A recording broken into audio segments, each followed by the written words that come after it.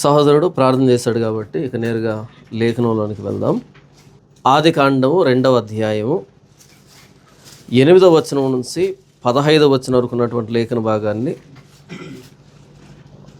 మనమంతా కలిసి ధ్యానిద్దాం. 8వ వచనంలో ఇలాగ వ్రాయబడింది. ఈ 8 నుండి 15 వరకు ఉన్నటువంటి లేఖన భాగం దేన్ని గూర్చి అంటే ఏదేను తోటను గూర్చినటువంటి వర్ణన. ఏదేను తోట అంటే ఏమిటి, ఏదేను తోట ఎందుకు వేయబడింది, ఈ ఏదేను తోటలో ఉన్నటువంటి పరిస్థితులు ఏమిటి అన్నది మనం చూద్దాం. దేవుడైన యెహోవా తూర్పున ఏదేనులో ఒక తోట వేసి తాను నిర్మించిన నరుని దానిలో ఉంచెను. మరియు దేవుడైన యెహోవా చూపునకు రమ్యమైనదియు ఆహారమునకు మంచిదియునైన ప్రతి వృక్షమును, ఆ తోట మధ్యను జీవవృక్షమును, మంచి చెడ్డల తెలివినిచ్చు వృక్షమును నేల నుండి మొలిపించెను. మరియు ఆ తోటను తడుపుటకు ఏదేనులో నుండి ఒక నది బయలుదేరి అక్కడ నుండి చీలిపోయి 4 శాఖలాయెను.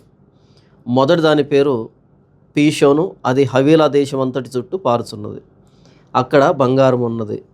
ఆ దేశపు బంగారం శ్రేష్టమైనది, అక్కడ బోలమును గోమేధికమును దొరుకును. 2వ నది పేరు గీహోను, అది కూషు దేశం అంతటి చుట్టూ పారుచున్నది. 3వ నది పేరు హిద్దికెలు, అది అష్షూరు తూర్పు వైపున పారుచున్నది. 4వ నది యూఫ్రటీసు.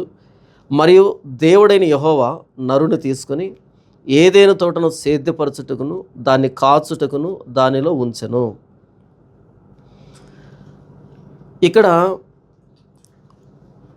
దేవుడే స్వయంగా ఒక తోట వేశాడు. ఎవరి కోసం అంటే తాను నిర్మించిన నరుని దానిలో ఉంచాడు అని రాయబడింది 8వ వచనంలో. మనం చూస్తాం, దేవుడు ఆదికాండంలో 1వ అధ్యాయంలో గడ్డిని కానీ విత్తనములు ఇచ్చేటువంటి వృక్షాలను కానీ అన్నిటినీ ఆయన చేశాడని చూస్తాం 3వ దినాన. అయితే ఇక్కడ ప్రత్యేకముగా తాను సృజిస్తున్నటువంటి మానవుడి కోసం ప్రత్యేకంగా ఒక తోట వేసినట్టుగా చూస్తాం. ఏదేను అంటే ఉన్నతమైనది, అందమైనది, సంతోషకరమైనది అని అర్థం. ఏదేను అంటే శ్రేష్టమైనటువంటి భూభాగం. ఈ భూమి మీద ఉన్నటువంటి సమస్త వృక్ష జాతులన్నింటినీ దేవుడు ఇచ్చేశాడు. అయితే ఏదేను అన్నది మొట్టమొదటి మానవుడి కోసం దేవుడే ప్రత్యేకంగా చేసినటువంటి తోట అది. ఇంకో మాటలో చెప్పాలి అంటే నేడు నీవు నాతో కూడా పరదేశులో ఉందు అని అంటాడు యేసు ప్రభు. పరదేశు, ప్యారడైజ్ అంటే అందమైనటువంటి తోట అని. అంటే ఇక్కడ అత్యంత దారుణంగా చనిపోతున్నావు కదా, నన్ను నీవు ఆశ్రయించిన హేతువు చేత. పర్షియన్ ఎంపరర్స్, పారసీక దేశపు రాజులు, చక్రవర్తులు ఎలాంటి అందమైన ఉద్యానవనాల్లో ఉంటారో అలాంటి ప్రదేశానికి నీవు వస్తావు నాతో పాటు. అది దాని అర్థం. ప్యారడైజ్ అంటే అందమైనటువంటి ఉద్యానవనం అని. చాలామంది అంటే బైబిల్ పండితులు ఏం చేశారు అంటే ప్యారడైజ్ లాస్ట్ అని రాశారు పుస్తకాలని, కానీ లేకపోతే ప్యారడైజ్ లాస్ట్ అని ప్రసంగాలు చేశారనమాట. అయితే మన తెలుగులో చాలామంది ఏం చేశారు అంటే ప్యారడైజ్ అంటే ఏంటి, యేసు ప్రభు చనిపోయిన తర్వాత వెళ్ళినటువంటిది. కాబట్టి మొట్టమొదట మానవుని దేవుడు పరలోకంలో చేశాడు, అక్కడ ఏదేను తోట ఉంది, అక్కడి నుంచి మానవుడు వెళ్ళగొట్టబడ్డాడు అనేటువంటి సిద్ధాంతానికి వచ్చారు. అటు తెలుగు రాదు, ఇటు ఇంగ్లీషు రాదు. ప్యారడైజ్ అంటే అందమైన ఉద్యానవనం అని, పారసీక దేశపు రాజులు ఉండేటువంటి ఉద్యానవనం. అలాంటి ప్రదేశాన్ని తీసుకుని వెళ్తున్నాను. కానీ శిలువ మీద చనిపోయిన దొంగకి ఆ అర్హత లేదు. లేకపోతే కురుపులతో ఉన్నటువంటి లాజరు ఉన్నాడే, ఆయన కుక్కలతో పోటీపడి ఆహారాన్ని సంపాదించుకునే పరిస్థితి. అలాంటోడు మరణించగానే ఎక్కడికి వెళ్ళాడంట, మహాచక్రవర్తులు అనుభవించేటువంటి ఆ ఆనందకరమైన దాంతో సమానమైన దగ్గరికి వెళ్ళాడు. మరణం తర్వాత ఇంత ఉన్నతమైన స్థితి దక్కిందని పోల్చాడు. యేసు ప్రభు మనకి నేరుగా పరలోకాన్ని లేదా పరదేశం వర్ణిస్తే మనకు అర్థం కాదు, ఎందుకంటే మనం ఎప్పుడు చూడలేదాన్ని. కాబట్టి మనకు ఎలా వర్ణించాలి అంటే, మనకు ఏదైతే సంతోషంగా అనిపిస్తుందో, ఉన్నతంగా అనిపిస్తుందో, ఆనందంగా అందంగా అనిపిస్తుందో దానితో పోల్చినప్పుడు దాన్ని మనం అర్థం చేసుకోగలం. యేసు ప్రభు భూ సంబంధమైన పోలికలు చెప్పాడు. పరలోక రాజ్యం వివిధ రకాలతో నిండినటువంటి వలను పోలి ఉన్నది అన్నాడు. అంటే పరలోక రాజ్యం ఒక వలలాగా ఉంటుంది, అందులో చేపలు ఉంటాయి అని అర్థం కాదు. అంటే రకరకాల వ్యక్తులు ఉంటారు అక్కడ, అది పరలోక రాజ్యం. అంతే తప్ప అది వల కాదు. పరలోక రాజ్యం పుల్లని పిండితో పోల్చదగింది, పులిపిండితో. అంటే దాని అర్థం ఏంటి, అక్కడ పులిసిపోయినటువంటి పదార్థాలు ఉంటాయని కాదు. అది కొద్దిగా ఉంటుంది, రోజు రోజుకి ఎక్కువ అవుతుంది. అంటే ఏం చెప్తున్నాడు ఆయన, మనకు కనిపించిన విషయాలతో కనిపించినటువంటి విషయాన్ని అర్థం చేస్తున్నాడు. ఏదైనా తోట అంటే ప్యారడైజ్, అందమైన ఉద్యానవనం. దాన్ని ప్రత్యేకంగా దేవుడే చేశాడంట. కలుగును కాకంటే మొత్తం కలిగాయి, కానీ మొదటి మానవుడి కోసం ప్రత్యేకంగా ఆయన చేశాడంట. 8వ వచనం, దేవుడైన యెహోవా తూర్పున ఏదెనులో ఒక తోట వేసి తాను నిర్మించిన నరుని దానిలో ఉంచెను. ప్రత్యేకంగా చేశాడు దాన్ని. ఎందుకని, మానవుడు ప్రత్యేకంగా చేయబడిన సృష్టి దేవుని చేత, తన ప్రతినిధి. కాబట్టి ఎక్కడో చోట ఉండండి కాదు, వాళ్ళు ఉండడానికి ప్రత్యేకమైన ఉద్యానవనాన్ని తయారు చేశాడు. దాని పేరు ఏదేను, ఈడెన్. 9వ వచనం, ఆ ఉద్యానవనంలో ఏమేమి ఉంచాడు అంటే, 8వ వచనంలో ప్లేస్, మొట్టమొదటి మానవుడు ఉండినటువంటి ప్రదేశం, ప్లేస్. ఇక 9వ వచనం ఏంటంటే, మరియు దేవుడైన యెహోవా చూపునకు రమ్యమైనదియు ఆహారమునకు మంచిదియునైన ప్రతి వృక్షమును, ఆ తోట మధ్యను జీవవృక్షమును మంచి చెడ్డల తెలివినిచ్చు వృక్షమును నేల నుండి మొలిపించి. అక్కడ ఏమేం పెట్టాడు అనంటే, చూపునకు రమ్యమైనదియు ఆహారమునకు మంచిదినైన ప్రతి వృక్షం. చూడడానికి ఎలా ఉన్నాయంట, చూడడానికి చాలా అందంగా రమ్యంగా ఉన్నాయి, ఆహారానికి చాలా మంచివి. నాకు తెలిసి అందులో కాకరతీగ లేదేమో, అంతేనా? అంటే చూపునకు రమ్యమైన ప్రతిదాన్ని పెట్టాడు, ఆహారానికి మంచిదాన్ని, అన్ని శ్రేష్టమైనవి పెట్టాడు అక్కడ. ఇవి తినడానికి, శరీరాన్ని జీవంతో ఉంచుకోవడానికి, శరీర ధర్మం జరగడానికి కావాల్సినటువంటి ఆహార పదార్థాలు. ఇక రెండవది ఏముందంట అక్కడ, ఆ తోట మధ్యను జీవవృక్షము. ఆ జీవవృక్షము దేనికి అంటే, మాకు మేముగా ఈ జీవాన్ని తెచ్చుకోలేదు, ఎప్పటికప్పుడు దేవుడిచ్చే జీవం మీద ఆధారపడాలి అనేదానికి జీవవృక్షము. ఇకపోతే 3వదిగా మంచి చెడ్డల తెలివినిచ్చు వృక్షము. ఇది దేనికంటే, దేవుడిచ్చినటువంటి ఆ సమృద్ధిని అనుభవిస్తూ, దేవుడిచ్చినటువంటి జీవాన్ని కలిగి దేవుడికే లోబడుతున్నాడా, లేకపోతే తాను ఇండిపెండెంట్గా స్వతంత్రుడిగా తయారవుతున్నాడా అనే టెస్ట్కి, పరీక్షకి ఇంకొక చెట్టు. మొత్తం 3 రకాల చెట్లు ఉన్నాయి.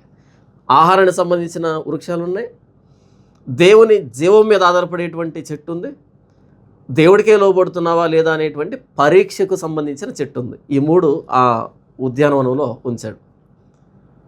ఇది దేవుడిచ్చినటువంటి ఏమంటారు, ఆ అనుకూలత, ఆ సమృద్ధి.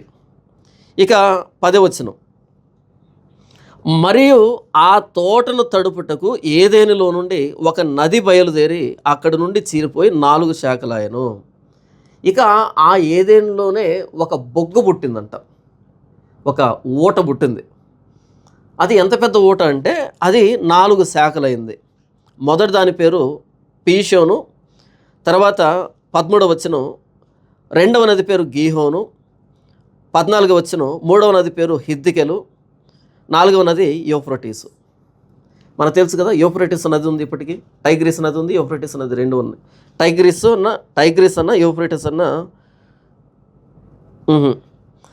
హిద్దికెలు అనే దాన్ని టైగ్రిస్ అంటారు, యూఫ్రటీస్ నది ఉంది, ఇప్పటికీ ఉన్నాయి, 2 ఉన్నాయి. మిగతా 2 నోవహు జలప్రలయంలో అవి ఈ మిగిలినటువంటి భూభాగంలో కలిసిపోయాయి, వాటి ఉనికిని కోల్పోయాయి. ఈ 2 అయితే ఇప్పటికీ ఉన్నాయి. యూఫ్రటీస్ నది అంటే చాలా పెద్దది, చాలా పెద్ద నది. ఇంత పెద్ద నదులు సుమారుగా మొత్తం ఆనాటి ప్రపంచాన్ని తడుపుతున్నటువంటి ఆ నదులు ఏదైనా తోటలో వాటి మూలస్థానం, వాటి మాతృస్థానం అక్కడి నుంచి ప్రారంభమయ్యావి. అంటే మానవుడు కష్టపడాల్సిన అక్కర్లేదు, అక్కడి నుంచే నీళ్లు ప్రవహిస్తున్నాయి మొత్తం ప్రపంచానికి. అంత శ్రేష్టమైనటువంటి, ఉన్నతమైనటువంటి, అందమైనటువంటి ప్రదేశంలో మొట్టమొదటి మానవుణ్ణి దేవుడు పెట్టాడు. 15వ వచనం, మరియు దేవుడైన యెహోవా నరుని తీసుకుని ఏదేను తోటను సేద్యపరచుటకును దాన్ని కాచుటకును దానిలో ఉంచెను. ఏం చెప్పాడు ఆయన అంటే, దీన్ని సేద్యపరచాలి, దీన్ని కాయాలి. అంటే మానవుడికి పనిని అప్పగించాడు. మొదటి మానవుడిని ఆయన సోమరిగా ఉంచలే, సోమరితనంలో ఉంచలే, పనిని నిర్ణయించాడు. పని చేయడం అంటే ఏంటంటే దేవునిని అనుకరించడం, దేవుణ్ణి కాపీ కొట్టడం అని అర్థం. ఇక్కడ తోటను సేద్యపరచు అనే దానికంటే ముందుగా ఆయన తోటను చేశాడు. మనం ఆదికాండం మొదటి అధ్యాయంలో మొత్తం 6 దినాలు ఆయన పని చేస్తాడు, 7వ దినం విశ్రమిస్తాడు. అంటే పని అయిపోయింది. మనం పని చేస్తున్నామంటే దేవుడు ఏదైతే చేశాడో దాన్ని మనం కొనసాగిస్తున్నామని అర్థం. ఆయన చేసిన పనిని కొనసాగిస్తున్నాం, మనం కాపాడుకుంటున్నాం, అది దాని అర్థం. పని అన్నది గౌరవప్రదమైనది. సోమరితనంగా ఉన్నామంటే దేవుణ్ణి వెక్కిరిస్తున్నామని. మన చేతికి వచ్చిన పని చేసి కష్టపడుతున్నామంటే దేవుణ్ణి గౌరవిస్తున్నామని, దేవుడు చేసినట్టుగా ప్రవర్తిస్తున్నామని. ఇది ఏదేను తోట వర్ణన. మొట్టమొదట మానవుణ్ణి దేవుడు ఉంచినటువంటి స్థలం ఇది, దాంట్లో ఉన్నటువంటి పరిస్థితులు, అందులో మానవుడు చేయవలసినటువంటి పని. ఈ ఏదైనా తోటకి పూర్తి వ్యతిరేకం ఏంటి అంటే బబులోను 11వ అధ్యాయం వస్తుంది. ఇంతకు దేవుడు ఈ ఏదైనా తోటని ఎందుకు వేస్తాడు అంటే ప్రతిరోజు మానవుడితో తాను గడపడానికి, సంభాషించడానికి, వారితో ముచ్చటించడానికి, to have a fellowship with Adam and Eve. ఆదాము హవ్వలతో సహవాసం కోసం ఏదైనా తోటను చేశాడు. ప్రతి చల్లపూట దేవుడు వారి దగ్గరకు వచ్చేవాడు, మొదటి మానవులతో ఆయన మాట్లాడేవాడు. అయితే దీనికి పూర్తి వ్యతిరేకం ఏంటంటే బబులోను, బాబెలు గోపురాన్ని కడతారు కదా, అక్కడ వాళ్ళు ఏం మాట్లాడుకుంటారు అంటే 11వ అధ్యాయం 4వ వచనంలో వాళ్ళు ఏ ఉద్దేశంతో దాన్ని కట్టారు అంటే, మరియు వారు మనము భూమి అందంతటా చెదిరిపోకుండా ఒక పట్టణమును, ఆకాశమునంటూ శిఖరము గల ఒక గోపురమును కట్టుకొని పేరు సంపాదించుకుందాము రండని మాట్లాడుకొనగా. వాళ్ళు ఏం మాట్లాడుతున్నారు అంటే మనం భూమి అందంతటా చెదిరిపోకుండా ఉండడానికి. కానీ మొదటి అధ్యాయంలో దేవుడు ఏం చెప్పాడు అంటే మీరు విస్తరించండి, భూమిని లోపరుచుకోండి అని చెప్పాడు. కానీ వీళ్ళు ఏం చేస్తున్నారు అంటే లేదు అందరూ ఒకే దగ్గర ఉందాం. ఇంతకీ ఆ పట్టణాన్ని కానీ ఆ గోపురాన్ని కానీ ఎందుకు కడుతున్నారు అంటే మనం పేరు సంపాదించుకుందాం. గోపురం ఎవరికి? ఎంతకీ గోపురం అంటే టెంపుల్ అని, టవర్. ఆ రోజుల్లో ఉన్నతంగా టవర్ ఎందుకు కడుతున్నారు అంటే పైన బలి అర్పించడానికి. ఎవరికి? యెహోవాకి అయితే కాదు. యెహోవా కోసం బలి అర్పించడం కడుతూ ఉంటే కనుక ఆయన వారి భాషలను తారుమారు చేయాల్సిన అక్కర్లేదు. నా కోసం ఎంత ఉన్నతమైన పని చేస్తున్నారు అన్నారు ఆయన.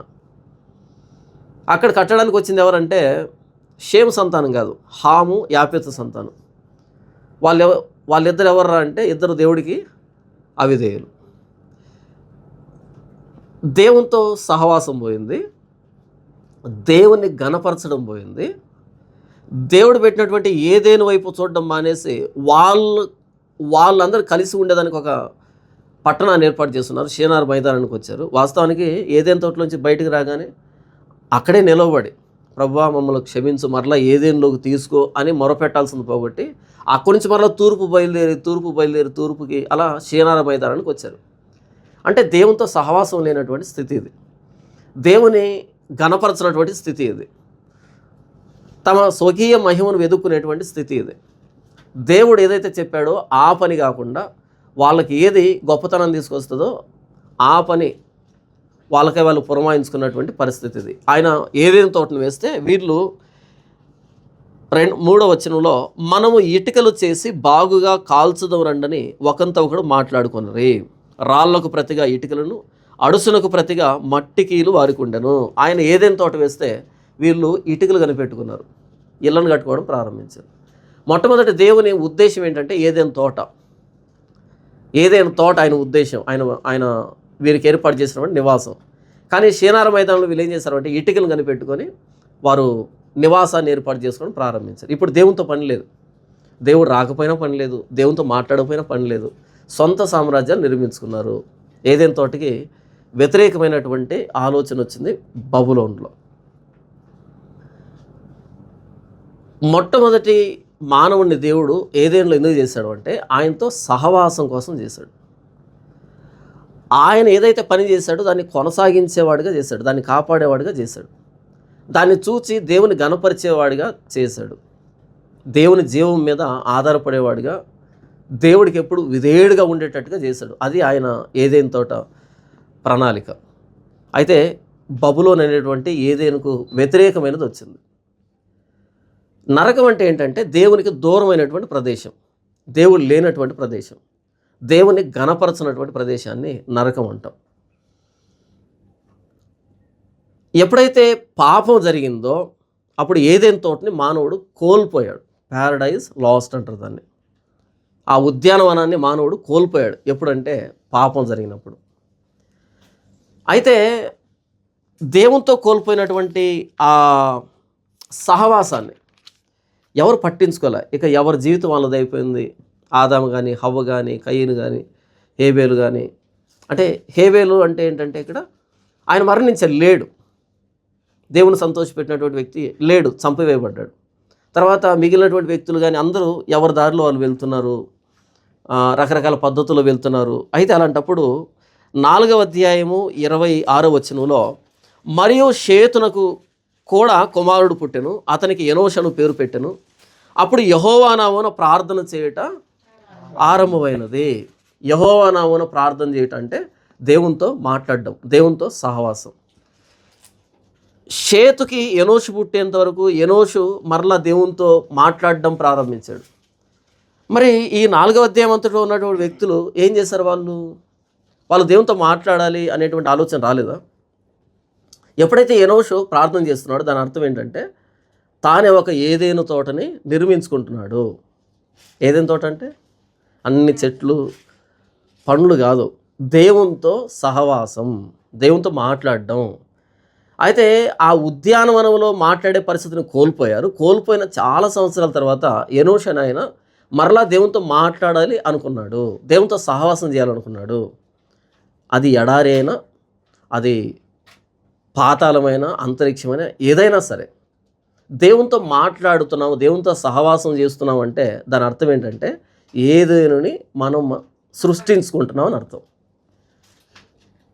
మనం దేవునితో మాట్లాడుతున్నాం, దేవునితో సహవాసం కలిగి ఉన్నామంటే మరలా ఏదేనో అనుభవంలోకి వస్తున్నామని అర్థం. ఇది ఎడారి కావచ్చు, కానీ నీకు దేవునికి సహవాసం ఉంటే ఇది నీ ఏదేను, దేవుని నిర్ణయించిన ఏదేను. ఇది ఏదైనా కావచ్చు, ఏ పరిస్థితులు అయినా ఉండొచ్చు. దేవునితో నీవు సహవాసం చేస్తున్నావంటే, దేవుని గౌరవిస్తున్నావంటే, దేవునికి లోబడుతున్నావంటే, దేవుడిచ్చినటువంటి దాన్ని బట్టి దేవునికి కృతజ్ఞత తెలియజేస్తున్నావంటే, ప్రభువా నీవు నాకు ఇచ్చినటువంటి దీన్ని బట్టి కృతజ్ఞతలు. ఆ రోజు సమృద్ధి ఇచ్చాడు ఏదైనా తోటలో. ఈరోజు మనకి అంత సమృద్ధి లేకపోవచ్చు, అయినా సరే అది ఆయన మనకు నిర్ణయించినటువంటి ఆయన పోషణ, ఆయన ఆధారం. ఇది ఏదైనా తోట లక్షణం. మనం ఏదైనా తోటను సృష్టించుకోవడం. అయితే 11వ అధ్యాయం వచ్చేటప్పటికి నిమ్రోద్ అనే వ్యక్తి ఏం చేశాడు అంటే బాబెలు గోపురానికి తెరలేపాడు. బాబెలు గోపురాన్ని కట్టించడం ప్రారంభించాడు. ఆదికాండము 10వ అధ్యాయము 9వ వచనం నుంచి 8 నుంచి కూషు నిమ్రోదును కనెను, అతడు భూమి మీద పరాక్రమశాలి ఉండుటకు ఆరంభించెను. అతడు యెహోవా ఎదుట పరాక్రమం గల వేటగాడు, కాబట్టి యెహోవా ఎదుట పరాక్రమం గల వేటగాడైన నిమ్రోదు వలె అని లోకోక్తి కలదు. షీనారు దేశంలోని బాబెలు, ఎరెకు, అక్కదు, కల్నే అను పట్టణములు అతని రాజ్యమునకు మొదలు. ఆ దేశంలో నుండి అశ్షూరుకు బయలుదేరి వెళ్ళి నేనెవను, రహోబతీరును, కాలహును, నేనెవకును కాలహును మధ్య ఉన్న రెసనును కట్టించెను. ఇదే ఆ మహాపట్టణము. ఈయన కట్టించినటువంటి 8 పట్టణాలు. అందులో మొట్టమొదటిది ఏంటి? బాబెలు. బాబెలు అనేటువంటి పట్టణాన్ని కట్టించాడు. అక్కడే బాబెలు గోపురం ఉంది. అంటే ఈ నిమ్రోద్ అనే ఒక వ్యక్తి ఏం చేశాడు అంటే, అంతవరకు దేవుడి వైపు చూసినటువంటి ప్రపంచాన్ని అలా కాదు, మనకు మనమే పేరు సంపాదించుకోవాలి, దేవుని ఉద్దేశాన్ని విస్తరించకుండా అందరం ఇక్కడే ఉండాలి, మనకు పేరు సంపాదించుకోవాలి, మనం దేవుని వదిలిపెట్టి విగ్రహారాధన ప్రారంభించాలి. బహుశా ఆయన విగ్రహం ఏంటది, లేకపోతే ఆయన భార్య సెమిరామిస్ అని చరిత్రకారులు చెప్తారు. సెమిరామిస్ అనేటువంటి ఆవిడ విగ్రహం. వాళ్ళకు బలర్పించడానికి ఆ గోపురాన్ని కట్టారన్నది చరిత్రకారులు చెప్పినటువంటి విషయం. దేవునితో మనకు సహవాసం ఉంది అంటే దాని అర్థం మనం ఏదేనిలో ఉన్నామని. దేవునితో సహవాసం లేకుండా మన కోసం మనం ప్రయాసపడుతున్నాం అంటే, మన పేరు ప్రఖ్యాతుల కోసం, మన క్షేమం కోసం దేవుని వాడుకుంటున్నాం అంటే దాని అర్థం బబులోన్లో ఉన్నామని అర్థం. ఇప్పుడు మీకు ఒక సందర్భాన్ని చూపెడతాను. మత్తయి సువార్త 7వ అధ్యాయము 21వ వచనం నుంచి ఒక అద్భుతమైనటువంటి సందర్భం రాయబడింది. ఇక్కడ ప్రభువైన యేసుక్రీస్తు చెబుతుంది ఏంటంటే, ప్రభువా ప్రభువా అని నన్ను పిలుచు ప్రతివాడును పరలోక రాజ్యంలో ప్రవేశింపడు, కానీ పరలోకమందున్న నా తండ్రి చిత్త ప్రకారం చేయవాడే ప్రవేశించును. యేసుప్రభు అంటున్న మాట చాలా భయాన్ని గొలిపించేటువంటి మాట. ప్రభువా ప్రభువా అని నన్ను పిలుచు ప్రతివాడు పరలోక రాజ్యంలో ప్రవేశింపడు, కానీ పరలోకమందున్న నా తండ్రి చిత్త ప్రకారం చేయవాడే ప్రవేశించును. అంటే తండ్రి చిత్తం లేకుండా ప్రభువా ప్రభు అని పిలిచడం సాధ్యమవుతుందా? సాధ్యమవుతుందా? సాధ్యమవుతుందని చెప్తుంది లేఖనం ఇక్కడ. ఎప్పుడైతే ఆ మాట అన్నాడో 22వ వచనం, ఆ దినమందు అనేకులు నన్ను చూచి ప్రభువా ప్రభువా మేము నీ నామమున ప్రవచింపలేదా, నీ నామమున దయ్యములను వెళ్ళగొట్టలేదా, నీ నామమున అనేకమైన అద్భుతములు చేయలేదా అని చెప్పుదురు. ఆ విమర్శ దినమందు అనేకులు, ఒకరిద్దరు కాదంట, అనేకులని ఎందుకన్నాడు? అనేకులని ఎందుకన్నాడు అంటే 13-14 వచనంలో, ఇరుకు ద్వారం ప్రవేశింప పోరాడుడి, నాశనమునకు పోవు ద్వారం వెడల్పును, ఆ దారి విశాలమునై ఉన్నది, దాని ద్వారా ప్రవేశించేవారు అనేకులు. జీవమునకు పోవు ద్వారం ఇరుకును, ఆ దారి సంకుచితమునై ఉన్నది కనుక దాని కనుగొని వారు కొందరే. 2 దారులు చూపెడుతున్నాడు యేసుప్రభు 13-14లో. ఒకటి ఇరుకు దారి, ఇంకొకటి విశాలమైన దారి. ఇరుకు దారి ఎంతమంది కనపడుతుందంట? ఇరుకు దారి కొందరు. మరి విశాలమైన దారి ఎంతమంది కనపడుతుంది? అనేక మంది కనపడుతుంది. ఇప్పుడు 23వ వచనం, ఆ దినమందు అనేకులు నన్ను చూసి, వీళ్ళు ఏ దారిలో వచ్చారు? ఇంతకీ విశాలమైన దారిలో వచ్చారు. ఇంతగా విశాలమైన దారి ఏంటి చూడండి.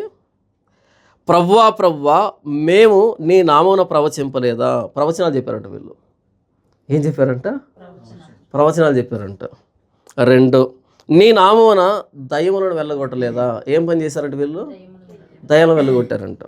3, నీ నామమున అనేకమైన అద్భుతములు చేయలేదా అని చెప్పారు. అప్పుడు యేసుప్రభు ఏమనాలి? మీరెప్పుడు ప్రవచించారు, మీరెప్పుడు దయ్యాలు వెళ్ళగొట్టారు, మీరెప్పుడు అనేకమైన అద్భుతాలు చేశారు అనాలి ఆయన. కానీ ఆయన మాట అనలే. ఏమంటున్నాడు అంటే, అప్పుడు నేను మిమ్మును ఎన్నడను ఎరుగను, అక్రమము చేయవారులారా నా ఎదురు నుండి పొండని వారితో చెప్పుదును. మీరు నాకు తెలియదబ్బా అన్నాడు ఆయన. అంటే ఆయన తెలియకుండా అద్భుతాలు చేయొచ్చా? ఆయన తెలియకుండా ప్రవచనాలు చెప్పొచ్చా? ఆయన తెలియకుండా దయ్యాలు వెళ్ళగొట్టచ్చా? ఇప్పుడు జరుగుతుంది అదే కదా. ఇప్పుడు జరుగుతుంది అదే. మీకు ఇక్కడ ఎలా ఉందో నాకు తెలియదు, కానీ తెలుగు రాష్ట్రాల్లో ఉన్నటువంటి భ్రష్టత్వం అంతా ఇంత కాదు. వస్తున్న ప్రకటనలు ఏంటో తెలుసా? నాకు కుడి వైపున పోలు చొక్కా వేసుకున్న వ్యక్తితో దేవుడు మాట్లాడుతున్నాడు అని ప్రవచనాలు చెప్తున్నారు. బ్లాక్ చుడిదారు వేసుకున్న ఆవిడతో దేవుడు మాట్లాడుతున్నాడు, నీకు గర్భఫలాన్ని ఇవ్వబోతున్నాడు. ప్రవచనాలు. మీకు తెలుసా, మాకు ఏపీలో ఇక్కడ IVF సెంటర్లు ఉంటాయేమో తెలియదు, కానీ పిల్లలు పుట్టకపోతే టెస్ట్ బేబీ సెంటర్లు ఉంటాయో నాకు తెలియదు, కానీ ఏపీలో ఆ బాధ లేదు. అక్కడ ప్రార్థన చేసిన అరటిపళ్ళు ఉన్నాయి. నిజం. ఏపీలో. ఎంత భాగ్యం తెలుసా మాకు. ప్రార్థన చేసిన అరటి పళ్ళు ఎగబడి కొంటున్నారు. ప్రార్థన చేసిన అంజూరు పండ్లు ఉన్నాయి అక్కడ. ప్రార్థన చేసిన యాపిల్ పండ్లు ఉన్నాయి. శ్యామ్ కిషోర్ అని ఆయన యాపిల్ పండు ప్రార్థన చేస్తే, అమ్మ తేజ అని అరటి పండుగ ప్రార్థన చేస్తే, ఇంకో దరిద్రుడు వచ్చి అంజూరు పండుగ ప్రార్థన చేస్తే, వీళ్ళ గురించి మాట్లాడితే నేను అసలు పాస్టర్నే కాదు. ఎందుకు ఇలా చేస్తున్నారంటే నేను పాస్టర్ని కాదు. నేనేం చెప్తున్నానంటే, ఎవరు చెప్పిన ప్రవచనాలు ఇవి? మీకు అర్థమవుతుందా? ఎవరు చెప్పిన ప్రవచనాలు ఇవి? ఏ ప్రవచనాలు ఇవి? అరటి పండుగ ప్రార్థన చేస్తే పిల్లలు పుట్టడం ఏంటి? జీర్ణ ప్రక్రియ సరిగ్గా జరుగుతుందని విన్నాను, కానీ గర్భం వస్తుందా అరటి పండు తింటే? ప్రభువా నీ నామను మేము ప్రవచనం చెప్పలేదా అంటే యేసుప్రభు అంటాడంట, నువ్వు ఎవరో నాకు తెలియదు అంటాడు ఆయన. కానీ మనకు తెలుసు, దేశ విదేశాల్లో బహుగా వాడబడుతున్న దైవజనులు కదా. మనం పెట్టుకున్న టైటిల్స్ ఇవన్నీ. నీ నామమున అనేకమైన దయ్యాలను వెళ్ళగొట్టలేదా? దయ్యాలు వెళ్ళగొడుతున్నారంట. పెద్ద మీటింగ్ పెడతారు, దాని పేరు ఏంటంటే ఉజ్జీవ సభ అని. వేలాది మంది జనం వస్తారు. అప్పుడు ఏం చేస్తారంటే దయ్యం పట్టిన వాళ్ళంతా వేదిక మీదకి రావాలంట. అంటే వాళ్ళు కంట్రోల్లో ఉంటారా? దయ్యం పట్టిన వాళ్ళు కంట్రోల్లో ఉంటారా? ఆ మాట అనగానే దయ్యం పట్టిన వాళ్ళంతా వేదిక దగ్గరకు వచ్చేస్తారు. దయ్యం పట్టిన వాళ్ళు చెప్పిన మాట వింటారా? వాళ్ళ కంట్రోల్లో ఉంటారా? వాళ్ళని ఎవరైనా నియంత్రణ చేయగలరా? ఆయన మైక్ తీసుకొని దయ్యం పట్టిన వాళ్ళంతా వచ్చేసేయాలి, వేదిక దగ్గరకు వచ్చేసేయాలని, కానీ అందరూ వచ్చేస్తారంటే ఇక ఒక్కొక్కరిని వేదిక మీద పిలిచి చెప్పు ఏం పేరు నీ పేరు అంటే పేరు చెప్తుంది, ఎక్కడి నుంచి వచ్చేది చెప్తుంది, అన్నీ చెప్తుంటారు. ఏదో బాల్య స్నేహితుడితో మాట్లాడినట్టు మాట్లాడుతుంటారు. అంతా అయిపోయిన తర్వాత దయ్యాన్ని వెలగొట్టే పద్ధతి ఏమనుకుంటున్నారు? టాచ్ అనగానే అల్లం దూరంలో పడిపోతుంది దయ్యం వెళ్ళి. ఏంటిది? బైబిల్లో అపోస్తలులు కానీ ప్రవక్తలు కానీ ప్రభువైన యేసుక్రీస్తు కానీ ఇలాంటి తమాషాలు ఏమైనా చేశారా? వీళ్ళంతా దేవుడు తెలిసిన వాళ్ళని ఎంతకి. ఈ మాట నేను చెప్తే మీరు వింటారా? ఏపీలో అసలు వినరు. మరి మీరు చూస్తున్నారో లేదో నాకు తెలియదు. ఎన్ని దరిద్రాలు, ఎంత భ్రష్టత్వం అంటే, నీ నామమున అనేకమైన అద్భుతములు చేయలేదా అని అంటున్నారు. యేసు ప్రభు చేయలేదని చెప్పట్లే, మీరు నాకు తెలియదు అంటున్నాడు. నాకు తెలియకుండా చేశారు అంటున్నాడు. ఆయన తెలియకుండా ఎలా చేస్తారు? సాధ్యమైతే ఏర్పరచబడిన వారిని సైతం మోసపరిచేటువంటి అద్భుతాలు సూచక్రియలు చేస్తారు అని రాయబడుతుంది 24వ మత్తయి సువార్తలో. ప్రకటన గ్రంథంలో 3 కప్పల వంటి అపవిత్రాత్మలు బయలు వెళ్ళడం చూస్తాం. వాళ్ళు ఏం చేస్తారు? అనేకమైన అద్భుతాలు సూచక్రియలు మహత్కార్యాలు చేయడం చూస్తాం అక్కడ ప్రకటన గ్రంథంలో. యేసుప్రభువే కాదు అద్భుతాలు చేసేది, అబద్ధపు క్రీస్తులు వస్తారు అని యేసుప్రభు చెప్పాడా? అబద్ధపు క్రీస్తులు వస్తారు. తెస్సలోని పత్రిక ఏం రాయబడింది? రక్షింపబడుతున్న వారు సత్య విషయమైన ప్రేమను అవలంబింపకపోయారు కనుక వాళ్ళు ఏం చేశారు? ఒకసారి చదివి వినిపిస్తాను చూడండి. అంటే మనం ఎలాంటి పరిస్థితుల్లో ఉన్నామంటే, అద్భుతం అనగానే అద్భుతం అంతే, యేసుప్రభు చేశాడు, దేవుడు చేశాడు కాదు. బైబిల్ చాలా స్పష్టంగా చెప్పింది. తెస్సలోనికీయులకు రాసిన పత్రిక, మొదటి పత్రిక, 2వ పత్రిక, 2వ అధ్యాయం. తెస్సలోనికీయులకు రాసిన 2వ పత్రిక, 2వ అధ్యాయం, 9వ వచనం. నశించుచున్నవారు తాము రక్షింపబడుటకై సత్య విషయమైన ప్రేమను అవలంబింపకపోయిరి. అంటే వాక్యాన్ని విని రక్షణ పొందిన వాళ్ళు కాదు, వాక్యం చెప్పినట్టుగా రక్షణ పొందాలి వీళ్ళు, అది నచ్చల వాళ్ళకి. అవలంబింపకపోయిరి కనుక వారి రాక అబద్ధ విషయమైన సమస్త బలముతోనూ నానా విధములైన సూచక్రియలతోనూ మహత్కార్యములతోనూ దుర్నీతిని పుట్టించు సమస్త మోసముతోనూ నశించుచున్న వారిలో సాతాను కనపరుచు బలమును అనుసరించి ఉండును. ఇందుచేత సత్యమును నమ్మక దుర్నీతి యందు అభిలాష గల వారందరూ శిక్షావిధి పొందుటకై అబద్ధమును నమ్మునట్లు మోసము చేయు శక్తిని దేవుడు వారికి పంపుతున్నాడు. అబద్ధాన్ని నమ్మేటువంటి శక్తి ఎవరు పంపిస్తున్నారట? దాన్ని దేవుడు పంపిస్తున్నాడట. అదేంటి? ఎందుకు పంపిస్తాడు అలా? ఎందుకంటే వాక్యం వినరు, వాక్యం నచ్చదు, అంతేనా? వాక్యం నచ్చినప్పుడు ఇంకేం కావాలి వాళ్ళకి? అబద్ధమే కావాలి. సరే అయితే అబద్ధాన్ని నమ్మండి. కనీస స్పృహ లేకుండా, ఇంగిత జ్ఞానం లేకుండా. ఎందుకని మనందరి చేతుల్లో బైబిల్ ఇచ్చాడు దేవుడు? నేనేది చెప్తే అది వినకండి. మీ చేతిలో బైబిల్ ఉంది కదా, నేను చెప్పినటువంటి వచనం అన్నది నిజంగా అదే సందర్భమా, నిజంగా అదే చెప్తూ ఉందా? మీరందరూ చదువుకున్నారు కదా, మరి ఆలోచించాలి కదా, ఆలోచించు. ఇంకా ఇలాంటి అజ్ఞానంలో కూరుకుపోయిన వ్యక్తులకి ఏం కావాలి? నిజం చెప్తే నచ్చకపోయి ఇక అబద్ధాన్ని నమ్మండి. అబద్ధం నమ్మేటట్టు చేసే శక్తిని దేవుడి వారికి పంపిస్తున్నాడు. ఎందుకని? అక్కడ రాయబడిందా? సూచక్రియలు, అద్భుతాలు, మహత్కారం రాయబడిందా? అంటే అపవాది కూడా చేస్తుందా? చేస్తుంది. మనకేదైనా అద్భుతం జరిగిందనుకో, యేసుప్రభువే చేశాడు. కాదు, ఎవరు చేశారు అంతే. ఎవరు చేశారు? యేసుప్రభు చేసిన అద్భుతాలు ఏంటో తెలుసా? కుంటివాడి కాళ్ళు ఇచ్చాడు. పుట్టుకుంటివాడికి ఆపరేషన్ చేస్తే కాలు నడవకపోతే కాదు యేసుప్రభు చేసింది. పుట్టుకుంటివాడంటే అంతుంటాయి కాళ్ళు, సన్నగా వేలాడుతుంటాయి. 38 సంవత్సరాల నుంచి ఆ బెతెస్దా అనే కోనేరు దగ్గర పడిపోయాడు. 38 సంవత్సరాల నుంచి. నీ పరుపు ఎత్తుకోనగానే ఎంతసేపులో ఎత్తుకుంటాడు చెప్పండి? కొంచెం నిదానంగా కొంచెం వెరీ గుడ్ ఇలా చెప్పుంటాడు యేసుప్రభు ఏమైనా అని ఉంటాడా? యేసుప్రభు అలా ఏదో ప్రాక్టీస్ చేసినట్టుగా, ఏదో ఆర్థోపెడిక్ చేసినట్టుగా చేసి ఉంటలేదు. వెంటనే పరుపెత్తుకున్నాడు. ఎలా సాధ్యమవుతుంది? 38 సంవత్సరాల నుంచి పడిపోయిన వ్యక్తి లేవడం ఎలా సాధ్యమవుతుంది? పరుపెత్తుకోవడం ఎలా సాధ్యమవుతుంది? ఆయనలో ప్రభావం వారిని, ఆ వ్యక్తిని బాగు చేసింది. పుట్టుగుడ్డి వాడిని బాగు చేశాడు ఆయన. మోగవాడికి నాలుక ఇచ్చాడు, చెవిటివాడికి చెవులు ఇచ్చాడు. చనిపోయిన వారిని బ్రతికించాడు. కుష్టువాడికి కొత్త చర్మం ఇచ్చాడు. దయ్యాలను వెళ్ళగొట్టాడు కదా. ఈరోజు ఒక్క పుట్టుకుంటివాడికైనా కాళ్ళు వచ్చినట్టుగా అపోస్తుల తర్వాత ఇప్పటి వరకు పుట్టుకుంటివాడి కాళ్ళు వచ్చాయండి అనే చరిత్ర మీరు ఏమైనా చూపించగలరా? పుట్టు గుడ్డివాడి కళ్ళు వచ్చినట్టు చూపించగలరా?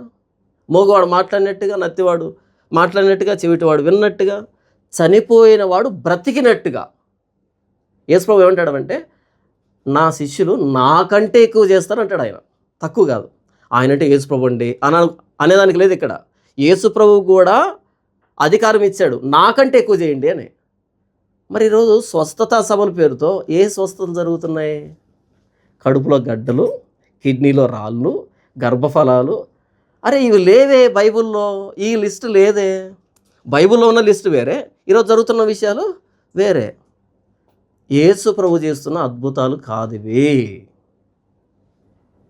యేసు ప్రభు చేసే అద్భుతాలు ఎలాగ ఉంటాయంటే, మైక్ ఇచ్చి సాక్ష్యం చెప్పు అనేటట్టుగా ఉండవు. చెప్పొద్దు అన్నా సరే మొత్తం చుట్టుపక్కల వినబడే సాక్ష్యాలు ఉంటాయి. నిజంగా కుంటివాడి కాళ్ళు వస్తే నోరు మూసిపెట్టినా సరే అది ఆగదు. ఎందుకంటే పక్క వాళ్ళు మాట్లాడుకుంటారు, నేను నడవడం నిజం. అన్ని రోజులు కూర్చొని ఉన్నా కదా, మరుసటి రోజు లేచి వీధిలో వెళ్తూ ఉంటే అరే కాళ్ళు ఎలా వచ్చాయి, ఆగుతుందంటావా న్యూస్? ఈరోజు మైక్ ఇచ్చి సాక్ష్యం చెప్పంటున్నారు. దాని అర్థం ఏంటంటే జరగలేదు కాబట్టి. జరిగితే చెప్పాల్సిన అక్కర్లేదు. పుట్టు గుడ్డివాడు అక్కడ కూర్చొని అడుక్కుంటున్నాడు, యేసుప్రభు బాగు చేసిన తర్వాత వాళ్ళ తల్లిదండ్రులు వెలిపిస్తే ఏమో మాకు తెలియదండి అన్నారు. ఎందుకని? వాళ్ళు ఏమైనా వెలివేస్తారని భయపడి. కానీ వాడిని అడిగారు, చెప్పరా ఎలా అంటే, ఆయన మంచోడో చెడ్డో నాకు తెలియదు, ఒకప్పుడు నేను గుడ్డోని ఇప్పుడు చూస్తున్నాను, ఒకప్పుడు గుడ్డని ఇప్పుడు చూస్తున్నా. మరి ఈరోజు జరుగుతున్నటువంటి స్వస్థతా సభల్లో ఈ డ్రామాలు ఏంటి? ఇంతకీ ఏంటంటే మోసపరిచేటువంటి, భ్రమపరిచేటువంటి పరిస్థితులు. ఇంతకీ ఎందుకు ఇలాంటివి జరుగుతున్నాయి అని అంటే, ఎందుకు జరుగుతున్నాయంటే, కొరింథీయులు రాసిన మొదటి పత్రిక 3వ అధ్యాయం 4వ వచనం చూడండి. కొరింథీయులు రాసిన మొదటి పత్రిక 3వ అధ్యాయం 4వ వచనంలో ఇలాగ రాయబడింది, ఒకడు నేను పౌలు వాడను, మరి ఒకడు నేను అపొల్లో వాడను అని చెప్పినప్పుడు మీరు ప్రకృతి సంబంధులైన మనుషులు కారా? ఏం చెప్తున్నారంట?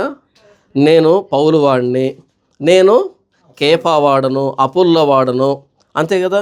మొదటి అధ్యాయం 12వ వచనం చూడండి, మీలో ఒకడు నేను పౌలు వాడను, నేను అపొల్లో వాడను, మరి ఒకడు నేను కేఫా వాడను, ఇంకొకడు నేను క్రీస్తు వాడను అని చెప్పుకొనిచున్నారు. అదేంటి? పౌలు ప్రాణం పెట్టాడా కొరింథీ సంఘం కోసం? అపొల్లో ప్రాణం పెట్టాడా కొరింథీ సంఘం కోసం? కేఫా పెట్టాడా? అంటే ఎవడి సామ్రాజ్యాన్ని వాళ్ళు నిర్మించుకోవడం. ఇది నిమ్రోదు లక్షణం కదా.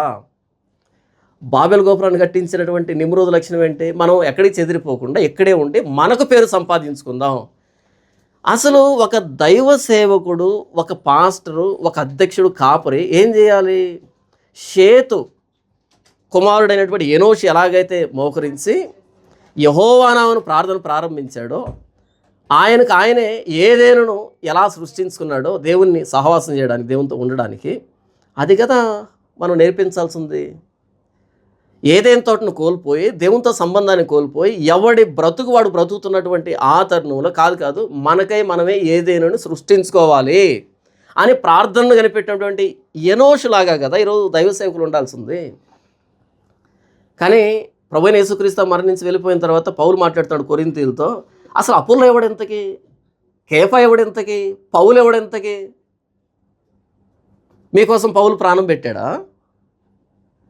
మీకోసం కేఫా ప్రాణం పెట్టాడా? మీకోసం అపోల్లో ప్రాణం పెట్టాడా? ఆ చర్చ్ ఎవరిదంటే అది సతీష్ కుమార్ గారి చర్చ్. చర్చ్ కోసం ప్రాణం పెట్టింది ఎవరు? ఇంతకు ఏ కుమారు? మీకు అర్థమవుతుంది నేను చెప్పేది. ఈరోజు చర్చ్ పేరు చూపి ఆ చర్చ్ను చూపించి ఏంటదంటే అది ప్రవీణ్ కుమార్ గారి చర్చ్, అది సతీష్ కుమార్ గారి చర్చ్. అంటే క్రీస్తు కాదు ఘనపరచబడుతూ ఉంది. మనకు సంబంధం ఉన్నది క్రీస్తుతో కాదు. చర్చికి వేల మంది, లక్షల మంది వెళ్తున్నారు. వీళ్ళు యేసు ప్రభుతో సహవాసం చేయడానికి అది వెళ్తూ ఉన్నది, సహవాసం చేయడానికి అది వెళ్తూ ఉన్నది, ఆయనతో మాట్లాడడానికి కాదు. ఆయన గురించి తెలియదు మనకి, ఆయన గురించి తెలియదు మనకెవరి గురించి తెలుసు? అయ్యగారుల గురించి తెలుసు, పాస్టల్ గారి గురించి తెలుసు. పాస్టర్కి ఇచ్చినంత గౌరవం దేవుడికి మనం ఇవ్వం. ఈ గడిచినటువంటి ఒక 4 నెలలుగా నేను పడిన బాధ ఏంటంటే, అరే యేసు ప్రభువుకు మించి ఒక వ్యక్తిని ప్రేమిస్తున్నారేంటని. ఒక మనిషిని గౌరవించినట్టుగా యేసు ప్రభువుని గౌరవించాల, వాక్యాన్ని గౌరవించాల. ఒరే ఏమవుతుంది, క్రైస్తవం యొక్క పరువు అనేది గుర్తెరగలే. పొరపాటున యేసు ప్రభువుని ఒక మాట అన్నా సరే పెద్ద మనసు చేసుకొని క్షమిస్తారేమో, కానీ అయ్యగారిని ఒక మాట అంటే మాత్రం సమాధి చేసి పడేస్తారు. మా అయ్యగారిని అంటావరా? మా అయ్యగారి గురించి ఏం తెలుసురా నీకు? ఎందుకు తెలియాలి నాకు? ఏంటి అవసరం?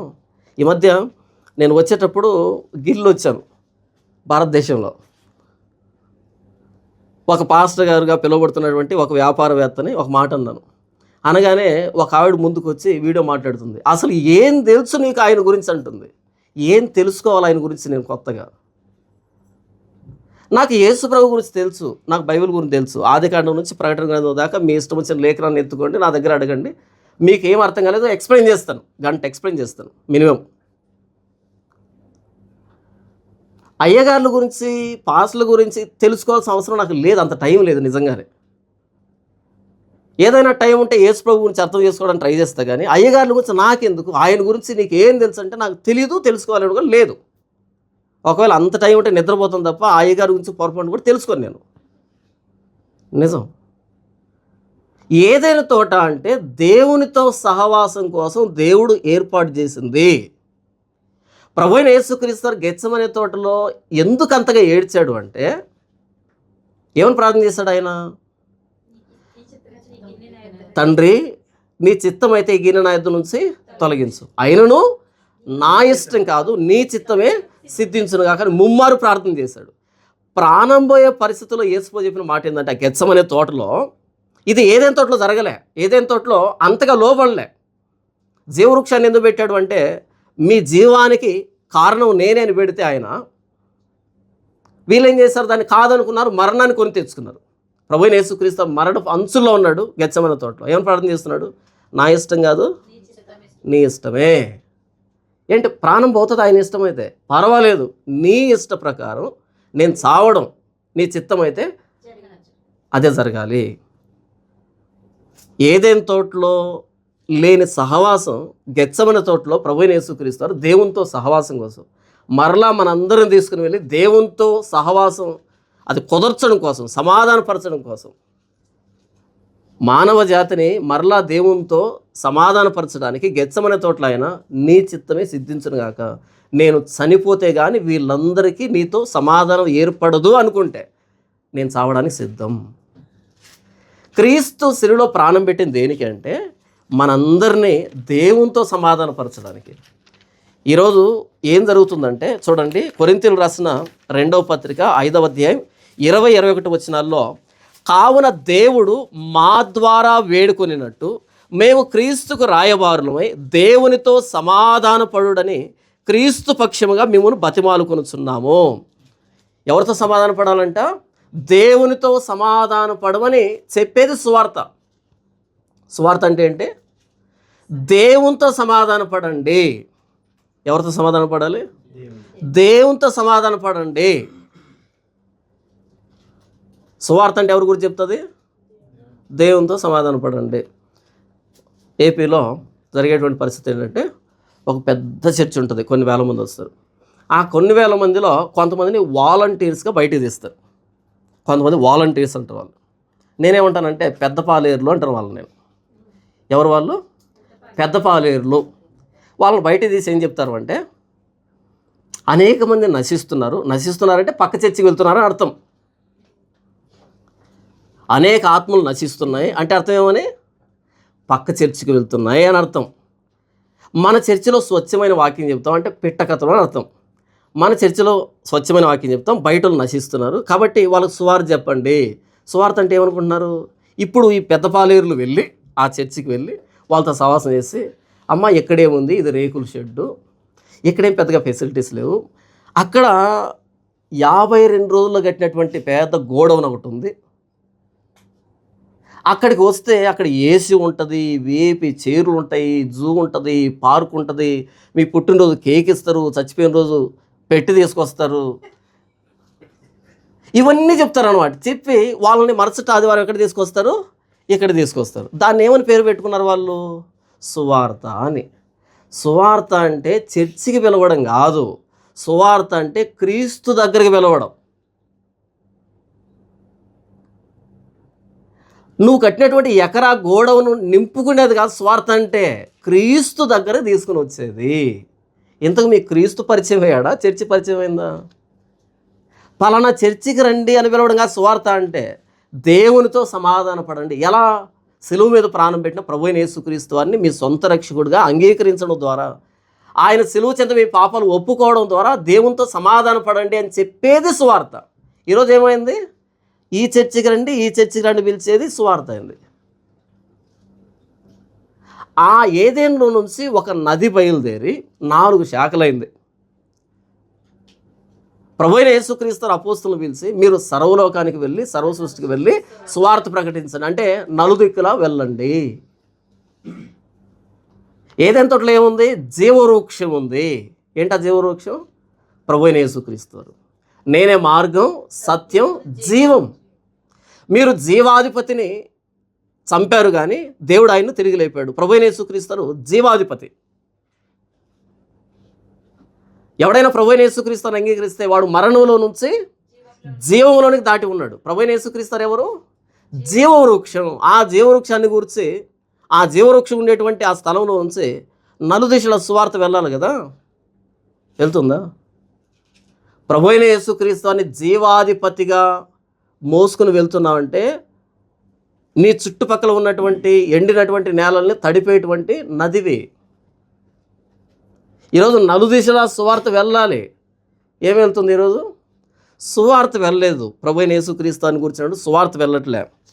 ఏం వెళ్తుందంటే చూడండి, కొరింథీయులకు రాసిన మొదటి పత్రిక 15వ అధ్యాయం 19వ వచనంలో, ఈ జీవితకాలం మట్టుకే మనం క్రీస్తునందు నిరీక్షించు వారమైనడలా మనుషులందరికంటే దౌర్భాగ్యమై ఉందము. ఈ జీవితం కోసమే, ఈ జీవితంలో వచ్చేటువంటి కష్ట నష్టాల కోసమే, సమస్యల కోసమే యేసు ప్రభుని అంగీకరిస్తే మనుషులందరికంటే మనం ఏమవుతామంట? దౌర్భాగ్యమే. కానీ మనం ఏం చెప్పుకుంటున్నాం? క్రైస్తవులమే అని. క్రైస్తవుడు అంటే రాబోతున్న జీవితం కోసం నిరీక్షించేవాడు. క్రైస్తవుడు అంటే రాబోతున్న జీవితం కోసం నిరీక్షించేవాడు. పునరుద్ధానం అనేది లేకపోయి ఉంటే మనం కూడా ఈ జీవితం కోసం ఆలోచించుండేవాళ్ళం. పునరుద్ధానం జరిగిందంటే సమాధి తరువాత కూడా జీవితం ఉందని అర్థం. అందుకు ప్రభువైన యేసుక్రీస్తు పునరుద్ధానం చెందాడు. అయితే రోజు చర్చికి వెళ్తున్న వాళ్ళు ఏం చేస్తున్నారు? మొన్ననే నేను వచ్చేటువంటి ఆదివారం ఒక ఆవిడ ఒక కొబ్బరి నూనె డబ్బా తీసుకొచ్చింది నా దగ్గరికి. ప్రార్థన అయిపోయిన వెంటనే, కొత్తగా వచ్చింది పాపం, తెలీదు నా గురించి. తీసుకొని వచ్చి అయ్యగారు ప్రార్థన చేయండి. దేనికంటే కొబ్బరి నూనెకి. దానికి ఎందుకు చేయాలంటే, నేను ఆదివారం ఉంటాను చర్చిలో, మరలా ఆదివారం కనపడతాను. ఈ మిగిలిన రోజుల్లో ఆవిడ కడుపు నొప్పి వస్తే పూసుకోవడానికి, ఆవిడ తలనొప్పి వస్తే పూసుకోవడానికి. నేను చెప్పాను నీకోసం ప్రార్థన చేస్తాను, కొబ్బరి నూనె కోసం ప్రార్థన చేయను. అదేంటి అయ్యగారు, ఆ అయ్యగారు చేస్తారంటే ఆ అయ్యగారి దగ్గరికి వెళ్ళు. నేను చేయను అలా, కొబ్బరి నూనె డబ్బాలు ప్రార్థన చేయను. ఏమి నేర్పించారు? యేసుప్రభు దగ్గరికి వస్తే తలనొప్పి పోతుంది, కడుపు నొప్పి పోతుంది. యేసుప్రభు దగ్గరికి వస్తే ఆయన సింపుల్గా ఆర్ఎంపీ డాక్టర్నిగా మార్చిపడేశారు. యేసుప్రభు ఎవరు? ఆర్ఎంపీ డాక్టరు, భూత వైద్యుడు, అంతే.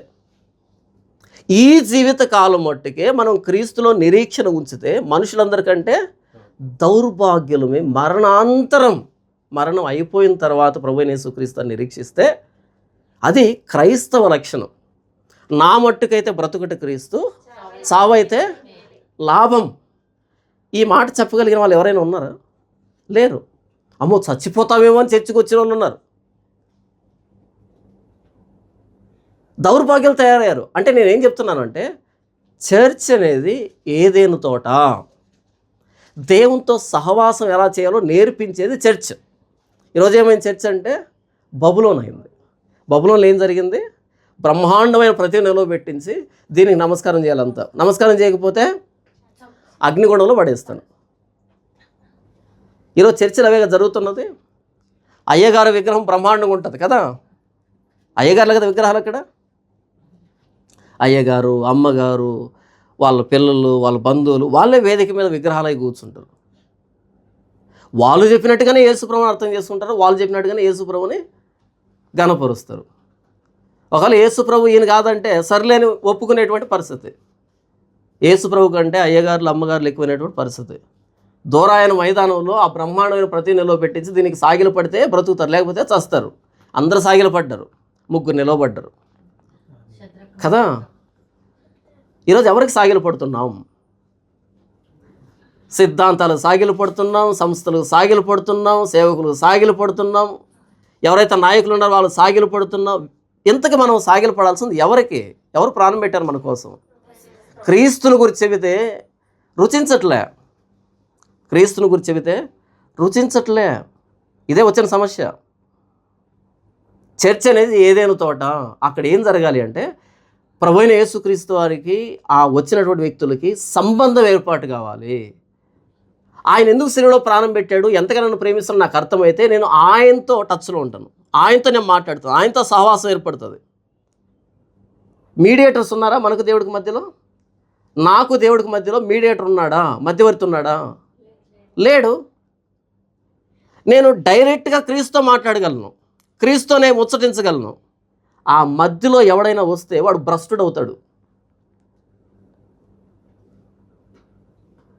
మీకు క్రీస్తుకు మధ్య ఎవరు రాకూడదు. మీ ఇద్దరి మధ్య సంబంధం ఏర్పడాలి. అది ఏదేను తోట అనుభవం. దేవుడు ఎందుకు ఏదేను తోట వేశాడంటే సహవాసం కోసం, తాను నిర్మించుకున్న మానవుడితో సహవాసం కోసం. ఇంకెవరు రాకూడదు. అక్కడికి ఎవరు వచ్చారు? సాతాను వచ్చింది, సర్పం వచ్చింది, దేవుడి మాటను వక్రీకరించింది, ఇద్దరికి సంబంధాన్ని విడదీసింది. ఏదేం తోట కాస్త ఎడారి అయిపోయింది, బబులోనుగా మారిపోయింది. ఈరోజు అదే జరుగుతున్నది. యేసు ప్రభువుకి విశ్వాసికి మధ్య రకరకాల సిద్ధాంతాలు వచ్చాయి, సంస్థలు వచ్చాయి, కాపురులు వచ్చారు, నాయకులు వచ్చారు, అయ్యగారులు వచ్చారు. యేసు ప్రభు కనపడకుండా చేస్తున్నారు. చూడండి, పేతురు రాసిన మొదటి పత్రిక 5వ అధ్యాయం. పేతురు రాసిన మొదటి పత్రిక 5వ అధ్యాయం మొదటి నుంచి నేను చదివినిపిస్తాను. చూడండి. తోటి పెద్దను, క్రీస్తు శ్రమలను గూర్చిన సాక్షిని, బయలుపరచబడవ మహిమలో పాలివాడును అయిన నేను మీలోని పెద్దలను హెచ్చరించుతున్నాను. మీలోని పెద్దలు అంటే మీరు ఎవరైతే పెద్దలుగా కాపురులుగా ఉన్నారో మిమ్మల్ని హెచ్చరిస్తున్నారు. ఏమని హెచ్చరిస్తున్నాడంట? బలిమి చేత కాక దేవుని చిత్త ప్రకారము ఇష్టపూర్వకముగాను దుర్లాభాపేక్షతో కాక సిద్ధ మనసుతోనూ మీ మధ్యన ఉన్న దేవుని మందను పై విచారణ చేసి దాన్ని కాయుడి. మీకు అప్పగింపబడిన వారిపైన ప్రభువులైనట్టు ఉండక మందకు మాదిరులుగా ఉండండి. ఏమైనా అర్థమైందా? నేను పెద్దని, నేను పాస్టర్ని. మొట్టమొదటి పాస్టర్ ఆయనే, పేతురు గారే. ఆయన అంటున్నాడు తోటి పెద్దను, క్రీస్తు శ్రమలను గూర్చిన సాక్షిని. ఏం బోధిస్తున్నాడు ఆయన? క్రీస్తు శ్రమలను గూర్చి బోధిస్తున్నాడు. యేసు ప్రభువుని నమ్ముకుంటే అప్పులు పోతాయని చెప్పట్లే ఆయన. ఇప్పుడు చెప్తున్నారా? యేసు ప్రభువుని నమ్ముకుంటే పిల్లలు పుడతారు, యేసు ప్రభువుని నమ్ముకుంటే అప్పులు పోతాయి, యేసు ప్రభువుని నమ్ముకుంటే గవర్నమెంట్ జాబులు వస్తాయి. మరి గవర్నమెంట్ జాబ్ వస్తే నువ్వెందుకు పాస్టర్గా ఉన్నావు? నువ్వు కూడా చేయొచ్చు కదా. అంతే కదా. యేసుప్రభుని నమ్ముకుంటే ఉద్యోగాలు వస్తే మొట్టమొదటి రావాల్సింది ఎవరికి? పెద్ద పోస్ట్ రావాల్సింది ఎవరికి? పాస్టర్ గారికి. పాస్టర్ గారు ఎందుకు పాస్టర్ అయ్యారు? ఉద్యోగం రాక. అంతేనా? ఎవరు అన్నారంట, ఒక పాస్టర్ గారు కనపడితే, పాస్టర్ గారు అంటే ఇక లాభం లేదు, ఈసారి కనుక మరలా 3సారి ఫెయిల్ అయితే వీడు పాస్టర్ సైన్కి తీసుకుని వెళ్ళండి విన్నానంట. మార్కెట్లో కనపడ్డాడు పాస్టర్ గారు. ఈయన కనబడి అంటున్నాడంట, పాస్టర్ గారు అంటే ఇక ఈసారి ఒప్పుకునేది లేదు, ఈ 3వసారి కట్టించాను 10th క్లాసు, ఈ 3వసారి కూడా ఫెయిల్ అయితే వీడిని మీతో పాటు పాస్టర్ ట్రైనింగ్ తీసుకుని వెళ్ళండి అన్నాడంట. సో నేను స్క్రాప్ వస్తుందంతా పాస్టర్ ట్రైనింగ్కి.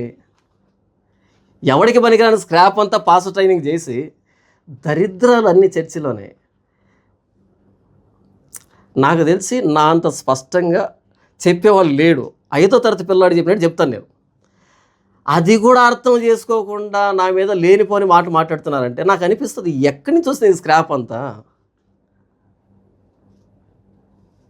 క్రీస్తు శ్రమలను గూర్చిన సాక్షిని, క్రీస్తు ఎందుకు శ్రమ పడ్డాడో చెప్పడమే సేవకుడి బాధ్యత. వాళ్ళ శ్రమలు తీసివేయడం కాదు సేవకుడి బాధ్యత. నేను ఎందుకు రోగం తెచ్చుకొని బాధపడుతున్నానో నాకు చాలా స్పష్టత ఉంది. నేనేం మంచోని కాదు, మీరు కూడా మంచోళ్ళు కాదు కాదా? మంచోళ్ళు ఏంటి మీరు? నాకెందుకు అప్పులయ్యా నాకు తెలుసు, నేను ఎందుకు సమస్యలో ఉన్నా నాకు తెలుసు. మంచోళ్ళం ఏంటి? ఏం కుదరకిలా కూర్చున్నాం కానీ మౌనంగా, అన్నీ తోడైతే ఇక్కడ ఉంటామేంటి మనం? 2 రెక్కలు చెగరం. కాబట్టి నేను ఎందుకు ఇబ్బంది పడుతున్నానో నాకు తెలుసు, నేనే మంచోడిని కాదు. అయితే నా శ్రమను పోగొట్టడం కాదు నీ పని. క్రీస్తు ఇలాంటోడు కోసం ఎందుకు శ్రమ పడ్డాడో చెప్పు. ఇంత మంచోన్ని కానీ నా కోసం అంత మంచోడు ప్రాణం పెట్టేంతగా ఎందుకు ప్రేమించాడో అది చెప్పు నాకు. అది అర్థం కావాలి. అది నా శ్రమ కంటే ఆయన శ్రమను గౌరవించేటట్టుగా చేస్తుంది. నా శ్రమలు ఎందుకు వచ్చాయంటే నేను చేసిన పాపాన్ని బట్టి, కానీ ఆయనకి ఎందుకు శ్రమలు వచ్చాయంటే నేను చేసిన పాపాన్ని బట్టి. ఇప్పుడు ఆలోచన ప్రారంభమవుతుంది, ప్రభువా నేను మంచోడిని కాదు, నా కోసం ఎలా ప్రాణం పెట్టగలిగావు? నా గురించి పక్కన వాళ్ళు చెప్తే అస్సలు ఒప్పుకోరే, రాళ్ళతో కూడా చంపేస్తారు. అలాంటి నా కోసం ప్రాణం పెట్టేందుకు ఎలా ప్రేమించగలిగావు? అది ఆరాధన. అది యేసుప్రభు అర్థం చేసుకోడు.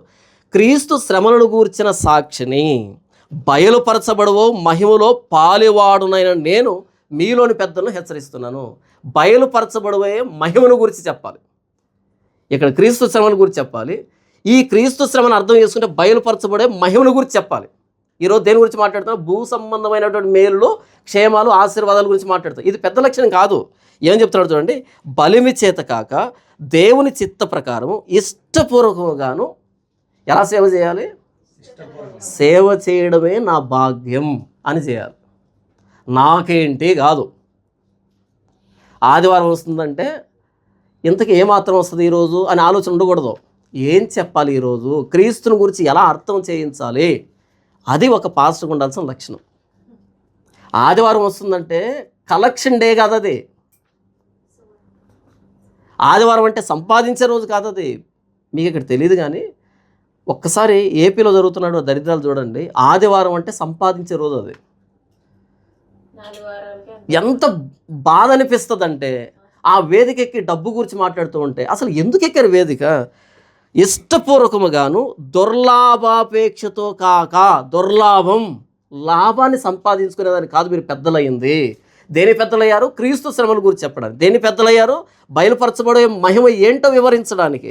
సిద్ధ మనసుతోనూ మీ మధ్య ఉన్న దేవుని మందను పై విచారణ చేయొచ్చు. ఏ మందది? దేవుని మంద. ఏ మందది? దేవుని మంద. దేవుని మందను కాచేటువంటి పని నాకు ఇచ్చాడు ఆయన. నేను కాస్తున్నాను. నాకు జీతం ఎవరు ఇస్తారు? దేవుడే కదా. నేను అడుకోకూడదు కదా. అడుకోవచ్చా? ఆయన మందనే దేవుడు తన స్వరక్తమిచ్చి సంపాదించిన తన సంఘమును కాయుటకు పరిశుద్ధాత్మను కాపురులుగా నియమించాడు. 20:28 అపోస్తుల కార్యం. దేవుడు తన స్వరక్తమిచ్చి సంపాదించిన తన సంఘాన్ని కాయడానికి పరిశుద్ధాత్మను కాపరిగా ఏర్పాటు చేస్తాడు. ఇప్పుడు నా జీతం ఎక్కడి నుంచి వస్తుంది? దేవుడు ఇస్తాడు. దేవుడు జీతం ఇస్తూ ఉంటే అది చాలనట్టుగా మధ్య మధ్యలో మిమ్మల్ని అడుగుతున్నాను అనుకో, అప్పుడు నేనేమవుతాను? జీతం కాకుండా మధ్యలో బెంచ్ కింద చేయబెడితే వాడిని లంచగొండి అని పిలుస్తారు. 2016లో పరిచర్య ప్రారంభించాను. ఆ రోజు నుంచి ఈ రోజు వరకు ఒక్కరిని ఒక్క రూపాయి అడగలే. నాకు సిగ్గు, మొహమాటం, అసహ్యం. కానీ ఏ రోజు దేవుడు నన్ను పస్తు పెట్టలే. నా ఆలోచన ఒకటే, నిజంగా నన్ను ప్రభువు తను పరిచర్యకు పిలిస్తే ఆయన జీతం ఇవ్వాలి. ఆయన జీతం మానేస్తే ఇంక నా పని నేను చేసుకుంటాను. ఇదే నా రోషం. ఇప్పటివరకు జీతం మానేయలేదండి. నేనే ఎప్పుడప్పుడు పని మానేశాను. పని చేయడానికి బద్దగించాను, సోమర్థనంగా పనిచేశాను. కానీ జీతం మాత్రం ఏ రోజు మిస్ కాలేదు. చాలామంది తెలియదు నాకు ఎక్కడి నుంచి వస్తుంది సంపద, ఎక్కడి నుంచి నాకు డబ్బు వస్తుంది, ఎవరికి తెలియదు. నాకు ఆయనకు మాత్రమే తెలుసు. ఈ రోజు వరకు కూడా నేను చెప్తున్నాను కదా, ధనాపేక్షతో నేను పరిచర్య చేయలే. ఇక్కడ వేదిక మీద నిలబడుతున్నానంటే ఇదే నా జీతం, ఇదే నా భాగ్యం. అది చెట్టు కింద కానీ ఎక్కడైనా సరే ఒక వ్యక్తికి యేసు ప్రభువుని గురించి చెబుతున్నాను అంటే నాకు అనిపిస్తుంది ఆయన మరణ వార్తని నేను ప్రకటించడమే నా భాగ్యం, నా జీతం. ఆయన గురించి ప్రకటించే దానికి ఇప్పుడు నన్ను ఏర్పాటు చేస్తున్నాడు చూడు, ఇది కదా భాగ్యం అంటే. ఈ భాగ్యం ఎవరికి లేదు, అదే నా జీతం అనుకుంటాను నేను. కానీ ఈరోజు పరిస్థితి ఏంటి తెలుసా? ఎంతమంది వస్తారు మీటింగ్కి? ముందే లెక్క కావాలి. ఓ చోటికి ముగించేస్తా, 10 నిమిషాలు అయిపోయింది. ఓ చోటికి మీటింగ్ వెళ్ళాను.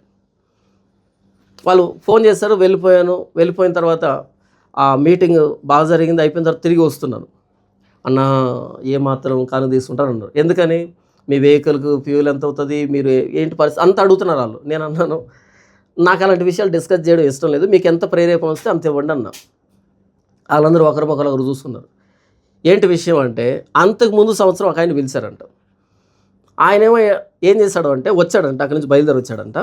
ఇక ఈ చర్చికి ఒక 10 కిలోమీటర్ల దూరంలో కారు ఆపి వాళ్ళ అసిస్టెంట్ని ఫోన్ చేశాడంట.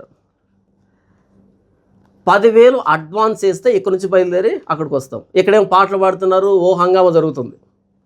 ఇక్కడ 10 కిలోమీటర్ల అవతల కారు ఆపి ఏమన్నా అంట, 10,000 అడ్వాన్స్ చేస్తే అక్కడికి వస్తాం, వేయకపోతే వెనక్కి వెళ్ళిపోతే ఇదేం చేయాలి? అదేంటయ్య గారు అంటే, అంతే, దీనికింత వ్రాసి మరి ముక్కు పిండి వసూలు చేసేటువంటి పరిస్థితి. వాళ్ళు షాక్ అయ్యారు. అదేంటని అలా అన్నారు, ప్రేరేపణ అని. మరి అంతే. నాకు రాత్రి ప్రసంగం ఇచ్చారా? ఇచ్చావు. వాక్యం ప్రకటించానా? ప్రకటించాను. నా జీతం నాకు వచ్చింది. ఎక్కడికైనా వెళ్తే భోజనం పెడతారా? భోజనం పెడతారు, షెల్టర్ ఇస్తారు, వాక్యం చెప్పి అవకాశం ఇచ్చారు.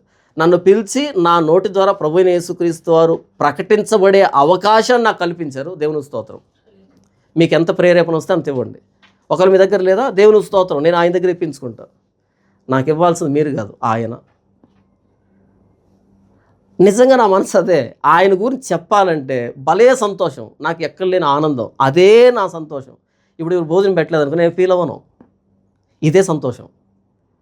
ఏం చేశారు, ఎలాంటి ఫెసిలిటీ నాకు వద్దదంతా. వాక్యం చెప్పే అవకాశం దొరికితే చాలు, అందరితో ఆనందపడతాను. అది అంటున్నాడు ఆయన, సిద్ధ మనసుతోనూ మీ మధ్య ఉన్న దేవుని మందను పై విచారణ చేసి దాన్ని కాయండి. ఆయన మందను నాకు అప్పగించాడు అంటే, ఆయన మందని 1 గంట మేపేటువంటి అవకాశం నాకు ఇచ్చాడు అంటే ఇది భాగ్యం కాదంటావా? చూడండి, మీకు అప్పగింపబడిన వారిపైన ప్రభువులైనట్టు ఉండక మందకు మాదిరిగా ఉండండి. ఈరోజు పాస్టర్లు ఎలాగున్నారు? ప్రభువులైనట్టు. క్రీస్తు కదా ప్రభువు సంఘానికి, క్రీస్తు కాదు ప్రభువు. ఎంత భ్రష్టత్వం చోటు చేసుకుంటుందంటే, యేసు ప్రభువుకు మించి ఆయా వ్యక్తుల్ని, అయ్యగారిని ఆరాధిస్తూ ఉంటే ఎంత బాధ అవుతుందంటే, ఇది ఏదైనా తోట కాదు, ఇది బబులోనులోనే నెబుకద్నెజరు విగ్రహాన్ని నిలవబెట్టించి దీనికి సాగిలపడండి అంటే సాగిలపడుతున్నారేంటి? నిలవబడాలి, సాగిలపడద్దు. చచ్చిపోయినా పర్లేదు, సాగిలపడద్దు. మనం సాగిలపడేది సెలువు మీద ప్రాణం పెట్టిన ప్రభువైన యేసుక్రీస్తు వారికి.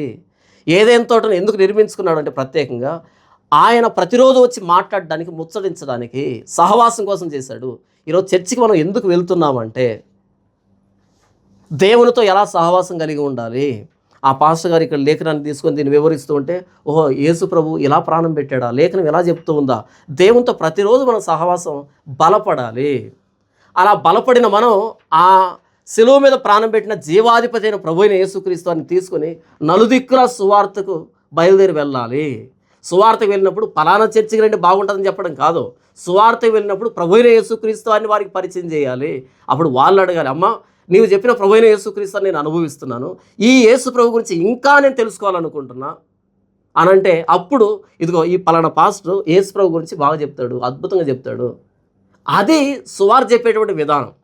వాళ్ళకి యేసు ప్రభు పరిచయం కాకుండా వాళ్ళకి చర్చిలు పరిచయం అవుతున్నాయి, వాళ్ళ సిద్ధాంతాలు రాద్ధాంతాలు పరిచయం అవుతున్నాయి.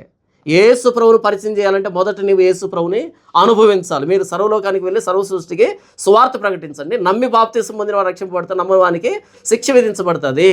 యేసు ప్రభు తిరిగి లేచిన తర్వాత ఈ అపోస్తుల దగ్గరికి వచ్చాడు.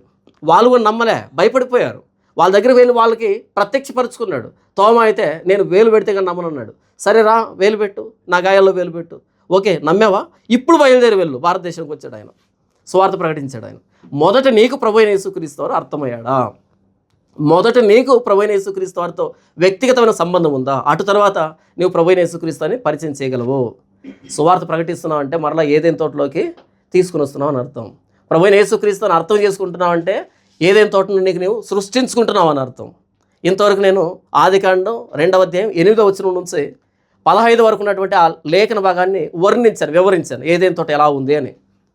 అది ఒక సేవకుడు చేయాల్సిన పని ఏంటంటే, గెత్సమనే తోటలో ప్రభువైన యేసుక్రీస్తు వారు ఎందుకు ప్రాణం పెట్టాడు అంటే, ఏదైనా తోటలో జరిగినటువంటి పొరపాటుని మరలా సవరణ చేయడానికి.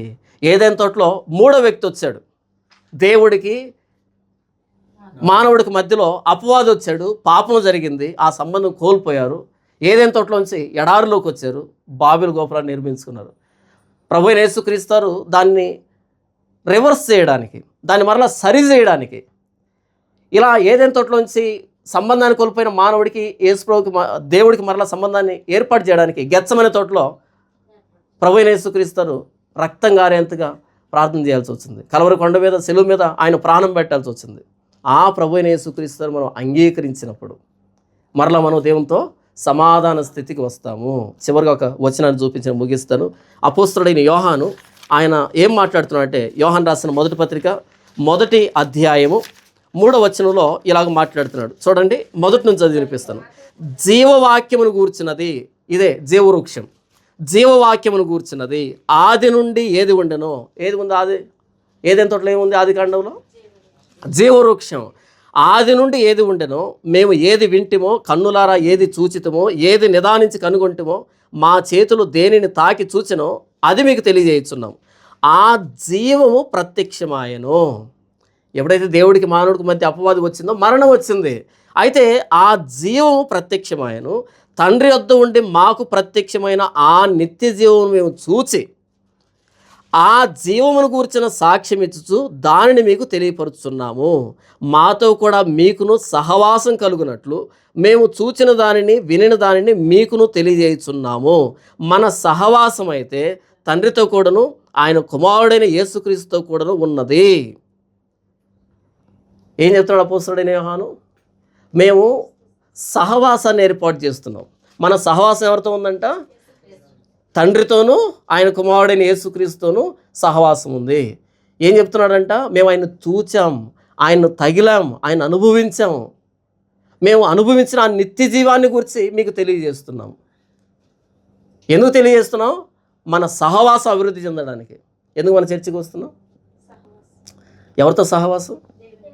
దేవునితో, ప్రభువైన యేసుక్రీస్తు వారితో నేరుగా సంబంధం కలిగి ఉండడానికి. అది ఎలా వస్తుంది? లేఖనాల్లో నుంచి. లేఖనాలు మనం చదివితే లేఖనాల్లో నిక్షిప్తమైన దేవుడు మనకు ప్రత్యక్షమవుతాడు. లేఖనం ద్వారా దేవునితో సహవాసం కలిగి ఉండడానికి మనం దేవుని సన్నిధికి వస్తున్నాం. చర్చ్ అంటే ఏదైనా తోట. ఉద్యానవనం కనిపించకపోవచ్చు, ఇక్కడ లేఖనం ఉంది కదా. ఆ ఉద్యానవనాన్ని కోల్పోయాం పాపం చేసి. ఇది ఎడారైనా ఏదైనా సరే, ఇక్కడ మనం దేవునితో మాట్లాడుతున్నాడు, దేవునితో సహవాసం చేస్తున్నాడు, దేవుని అర్థం చేసుకుంటున్నామంటే ఇది ఏదైనా తోట. చర్చ్ అనేది ఏదైనా తోట. ఈ ఏదైనా తోటలో 3వ వ్యక్తికి ప్రవేశం లేదు. 1 దేవుడు, 2 మానవుడు. ఇంతసేపు నేను వాక్యం బోధించాను, ఇక్కడ రాయబడిందని వివరించాను అంతే. ఇది నా జ్ఞానం కాదు. ఇక్కడ వ్రాసిన దానికి ఈరోజు ఇక్కడ అర్థం చెప్పాలని ఆయన మిమ్మల్ని ప్రేమించాడు. మిమ్మల్ని ప్రేమించి ఆ చెప్పే బాధ్యతను నాకు అప్పగించాడు. మీకు అర్థమైందా? ఈరోజు ఇక్కడ ఈ మాటలు వినిపించబడాలన్నది ఆయన చిత్తం. ఎందుకంటే మిమ్మల్ని ప్రేమిస్తున్నాడు, మీరు నాతో సహవాసంలోకి రండి అని. అయితే ఆ బాధ్యతను నాకు అప్పగించాడు, నా బాధ్యతను నెరవేర్చని అయిపోయింది. దేవునితో మనకు సహవాసం ఉంటే మనం ఏదేని తోటి అనుభవంలో ఉన్నట్టు. ఇది ప్రభువైన యేసుక్రీస్తు వారి సిలువను అర్థం చేసుకునే కొద్దీ మనం ఆయన్ను ప్రేమించగలుగుతాం.